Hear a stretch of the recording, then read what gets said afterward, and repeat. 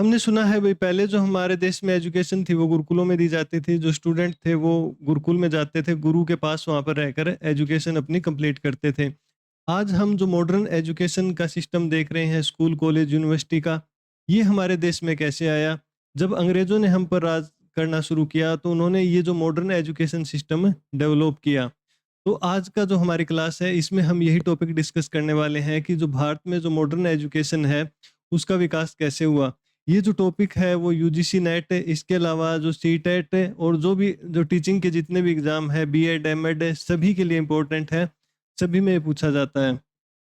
तो भाई हाँ, इस कहानी की जो शुरुआत होती है भाई 31 दिसंबर 1600, तब एक 217 लोग मिलकर एक कंपनी बनाते हैं, मर्चेंट एडवेंचर, जिसका नाम आपने सुना होगा, ईस्ट इंडिया कंपनी। तो ईस्ट इंडिया कंपनी इंडिया के अंदर व्यापार करने के लिए आती है। तो शुरू के अंदर तो उसका काम था भाई भारत में व्यापार करना। लेकिन जब देखा कि धीरे-धीरे यहाँ के जो साम्राज्य हैं वो कमज़ोर हो रहे हैं और आपस में आके राजा लड़ रहे हैं, तो उन्होंने इस चीज़ का फ़ायदा उठाया और धीरे-धीरे उन्होंने शासन की शुरुआत कर दी। तो जो एक कंपनी के रूप में भारत में आई थी, उन्होंने अब भारत पे शासन करना स्टार्ट कर दिया, ईस्ट इंडिया कंपनी, या हम ये भी कह सकते हैं कि British east India company.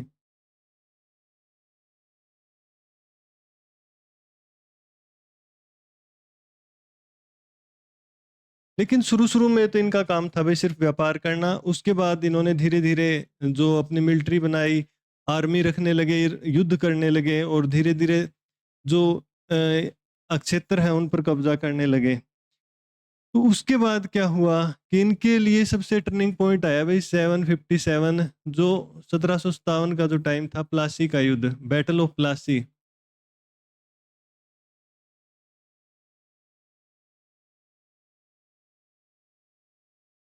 Plassey के युद्ध के बाद बंगाल पर जो है पूरा अधिकार किसका हो गया? ईस्ट इंडिया कंपनी का हो गया और यहाँ से ये अपना शासन करने लगे। जो ईस्ट इंडिया कंपनी थी भाई, आप लोगों ने सुना होगा कि जैसे शेयर मार्केट का सिस्टम होता है कि कोई भी कंपनी होती है उसमें बहुत सारे शेयर धारक होते हैं। उसी तरीके से ईस्ट इंडिया कंपनी क्या कर रही थी, वहाँ पर जो ब्रिटेन में इसके बहुत सारे शेयर होल्डर हुआ करते थे। तो ईस्ट इंडिया कंपनी क्या करती थी, अपनी जो बैलेंस शीट है उसमें वो काफ़ी हेर-फेर करती थी। युद्धों के कारण ये कंपनी काफ़ी घाटे में चल रही थी। लेकिन वहाँ पर ये ऐसे दिखाते थे कि ये बहुत सारा प्रॉफ़िट है। इनके जो कर्मचारी होते थे वो बहुत अमीर होते थे, क्योंकि वो कंपनी के आड़ में खुद अपना रिश्वत से या निजी मतलब व्यापार से बहुत सारा धन इकट्ठा करके लेके जाते थे। तो जो लोगों के अंदर एक ये था कि ब्रिटेन के लोगों में कि भाई ईस्ट इंडिया कंपनी बहुत बड़ी कंपनी है और इसके जो सारे कर्मचारी बहुत अमीर हैं। लेकिन उसके बाद जब कंपनी की हालत खराब होने लगी तो कंपनी ने क्या किया, लोन के लिए आवेदन किया। जब इन्होंने लोन के लिए आवेदन किया तो जो ब्रिटिश पार्लियामेंट थे उनके मेंबर ने ये सवाल उठाए कि भाई जब कंपनी इतने प्रॉफिट में चल रही है तो इनको लोन की क्या ज़रूरत है? तो जो धीरे-धीरे जो गड़बड़ियाँ थी वो सामने आने लगी। तो उसके बाद उन लोगों ने आवाज़ उठाई कि भई इस कंपनी में हमारे जो शेयर धारक हैं, उनके जो हितों की रक्षा करना हमारा क्या है, फ़र्ज़ है। तो उन्होंने क्या किया कि भई ईस्ट इंडिया कंपनी जो इंडिया पर रूल कर रही थी,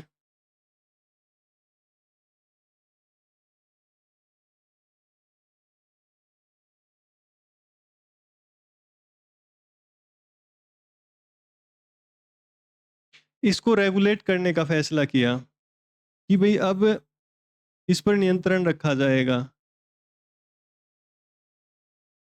अब हम भी देखते हैं ना कि भई जैसे जो भी जितनी भी कंपनियाँ हैं, रिलायंस हो गई और जितनी भी कंपनियाँ हो गई, हमारी गवर्नमेंट उनके ऊपर नियंत्रण रखती है ताकि भाई इनके जो शेयर होल्डर हैं, उनके साथ किसी प्रकार की गड़बड़ ना हो जाए। तो इसी प्रकार ईस्ट इंडिया कंपनी के भी जितने शेयर होल्डर थे,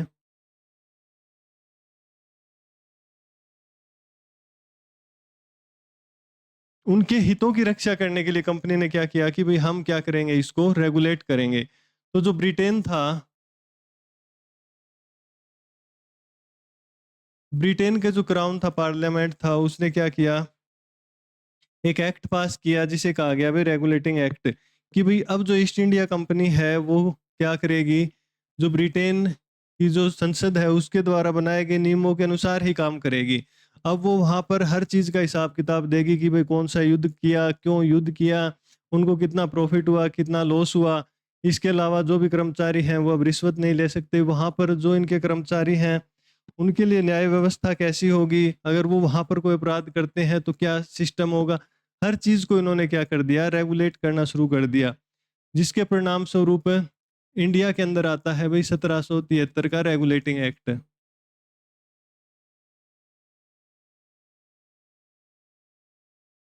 और जो ब्रिटिश पार्लियामेंट थी उन्होंने एक व्यवस्था की कि भाई हम हर कुछ समय के बाद ये जो रूल रेगुलेशन है इनको रिव्यू करेंगे और जो नई सिचुएशन है उसके हिसाब से क्या करेंगे, नए नियम बनाएंगे।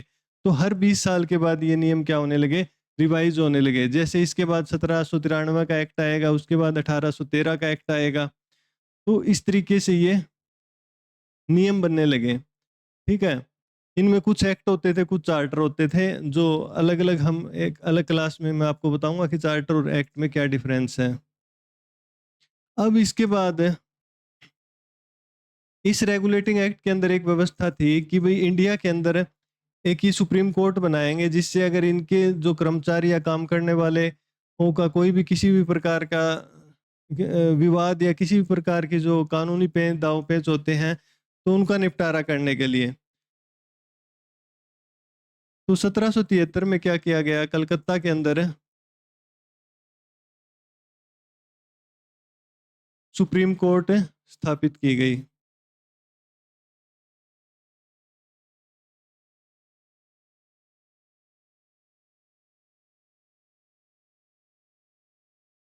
अब जब सुप्रीम कोर्ट के अंदर ये भी व्यवस्था कर दी गई कि भाई इंडिया के लोग चाहें तो उनके भी मुकदमे यहाँ पर सुने जा सकते हैं।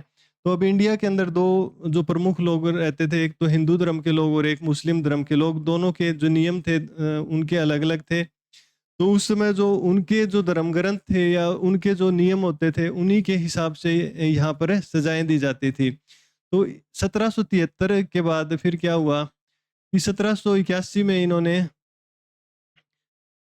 एक संस्था की स्थापना की, कलकत्ता मदरसा।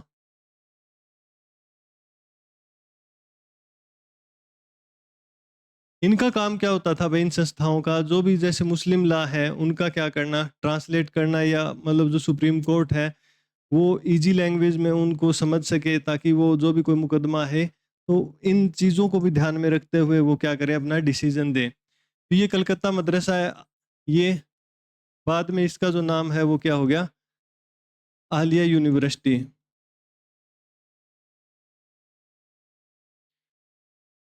इसके बाद 1791 में एक बनारस के अंदर कॉलेज खोला गया भाई, संस्कृत कॉलेज।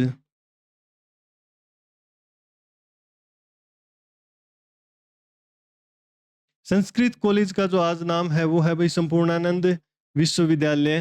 ठीक है, और इसके अलावा एक जो कॉलेज और 1800 ईस्वी में खोला गया, फोर्ट विलियम कॉलेज।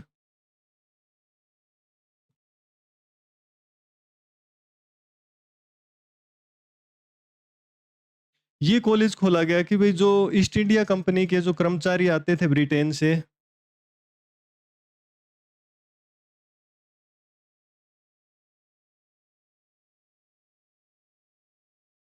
उनको ट्रेनिंग देने के लिए। क्योंकि भाई ये चीज पहले भी होती थी, जैसे यहाँ पर कोई गवर्नर है या जो कर्मचारी है उसने अपने किसी रिलेटिव को बुला लिया, योग्यता उसका आधार नहीं थी, तो जब वो यहाँ पर आ जाते तो यहाँ पर कहते भाई भाई बोले इसको भेज तो दिया, इसको कुछ सिखा तो दो भाई, काम कुम कैसे करना है। तो ये एक फोर्ट विलियम कॉलेज वेलेजली ने खोला था भाई, ताकि जो कर्मचारी आ रहे हैं उनको प्रशिक्षित करने के लिए।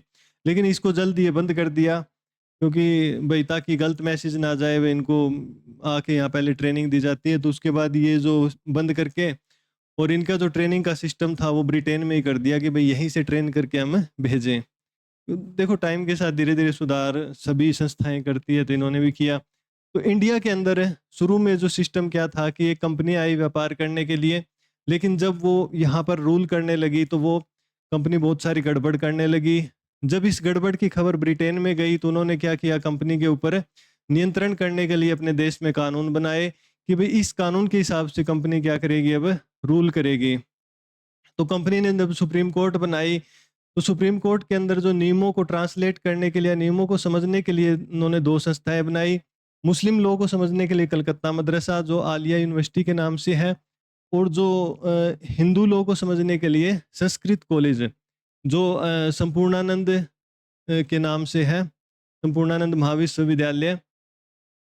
तो इसका जो बनाने वाला वो था भाई, इसका नाम भी पूछ लेते हैं कई बार, तो उसका नाम था जोनाथन डंकन। ठीक है, ये बनारस के अंदर एक रेजिडेंट था।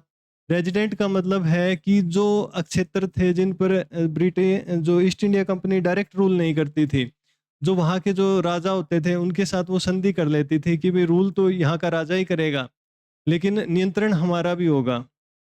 जो राजा है वो गाइडेंस में काम करेगा कंपनी के, मतलब कि कुछ एक चीजें कंपनी के हाथ में होती थी और शासन की कुछ एक चीजें किसके हाथ में होती थी, राजा के हाथ में होती थी।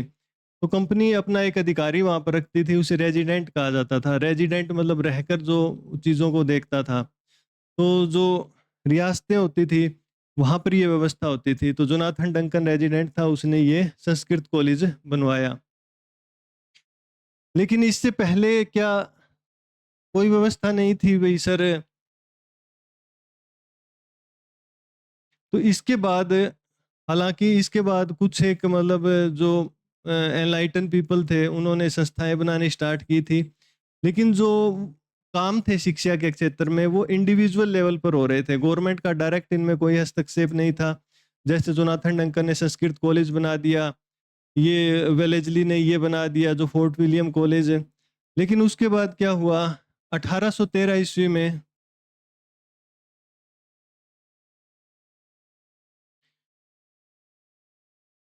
चार्टर एक्ट आया। अब इसके अंदर क्या व्यवस्था की गई कि अब इसके अंदर कहा गया कि जो एजुकेशन है, अब तक जो शिक्षा में काम हो रहे थे भाई, जैसे मतलब भाई मैं थोड़ा बहुत, मेरे को चार बातें आती है, मैंने अपना कोई स्कूल खोल लिया या अपने लेवल पर लोगों को बताने का प्रयास किया, तो ये सिस्टम था। शिक्षा में जो कुछ हो रहा था वो इंडिविजुअल लेवल पर हो रहा था। कोई रेगुलेशन, सेंट्रल रेगुलेशन या सरकार की तरफ से सरकार का कोई दायित्व नहीं था, ना ही वो हस्तक्षेप करती थी। लेकिन 1813 ईस्वी में जो ब्रिटेन था, ब्रिटेन ने एक चार्टर भेजा। तो उसके अंदर ये कंपलसरी कर दिया गया कि भाई जो ईस्ट इंडिया कंपनी है, अब वो इंडिया के जो लोग हैं उन पर रूल करने के साथ साथ उनको एजुकेट भी करेगी। ठीक है, और जो अपना एक सर्टेन अमाउंट हर साल इंडिया में खर्च करेगी कि भाई इतने पैसे इन्हें वहां पर एजुकेशन पर खर्च करने हैं। तो इस के अंदर क्या रूल किया गया कि भाई 1 लाख रुपए हर साल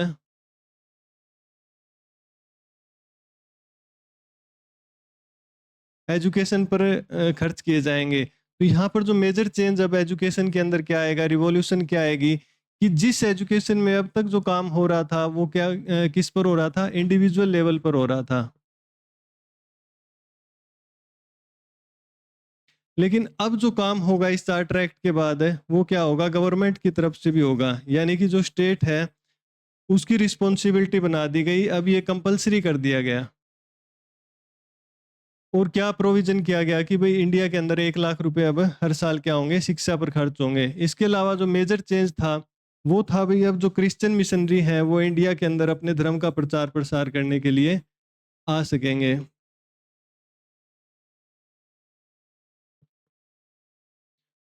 और ये लोग भी अब इंडिया में मतलब जो एजुकेशन को काफी प्रमोट करेंगे। तो 1813 के जो चार्टर एक्ट था उसके अंदर जो मेजर चीजें क्या हुई कि एजुकेशन पर 1 लाख रुपए खर्च किए जाएंगे, और जो क्रिश्चियन मिशनरी है वो भी इंडिया में आ सकेंगे। और तीसरी इंपॉर्टेंट बात कि अब जो ईस्ट इंडिया कंपनी है, एजुकेशन उसकी क्या हो जाएगी, रिस्पॉन्सिबिलिटी हो जाएगी। तो एक बार हम शॉर्ट में समरी इसका जो रिवीजन करते हैं कि सबसे पहले जो इंडिया में जो एजुकेशन है उसका एवोल्यूशन कैसे हुआ। सबसे पहले एक कंपनी आती है भारत में राज करने के लिए, और वो कंपनी क्या करती है, धीरे धीरे यहाँ पर रूल करना स्टार्ट कर देती है। जब वो गड़बड़ियाँ करने लगती है तो ब्रिटेन उसको क्या करता है, रेगुलेट करता है विभिन्न अलग अलग कानूनों के माध्यम से। तो जो सबसे पहला जो कानून बना था सुप्रीम कोर्ट बनाने का, तो उस सुप्रीम कोर्ट की हेल्प के लिए जो दो संस्थाएं आती हैं, कलकत्ता मदरसा और दूसरी कौन सी होती है, संस्कृत कॉलेज। और इसके अलावा जो कर्मचारी हैं उनको प्रशिक्षित करने के लिए फोर्ट विलियम कॉलेज। इसके बाद 1813 में क्या आता है, एक चार्टर एक्ट आता है। उसके अंदर क्या किया जाता है कि उसके अंदर कंपलसरी कर दिया जाता है कि अब के बाद जो एजुकेशन है वो क्या है, स्टेट की रिस्पॉन्सिबिलिटी है, यानी कि कंपनी की। अब कंपनी को ना चाहते हुए भी हर साल क्या करना पड़ेगा भारत के लोगों पर, कि एजुकेशन पर उनको 1 लाख रुपए खर्च करने पड़ेंगे। इसके अलावा जो ईसाई मिशनरी हैं वो भी इंडिया में अब आएंगे अपना धर्म का प्रचार प्रसार करने के लिए। तो अब हम इसके बाद देखते हैं कि भाई आगे एवोल्यूशन कैसे हुआ। अब हम आगे एल्फिंस्टन रिपोर्ट, उसके बाद जो जनरल कमेटी होती है पब्लिक इंस्ट्रक्शन की, लोक शिक्षा समिति और मैकाले मिनट के बारे में चर्चा करेंगे।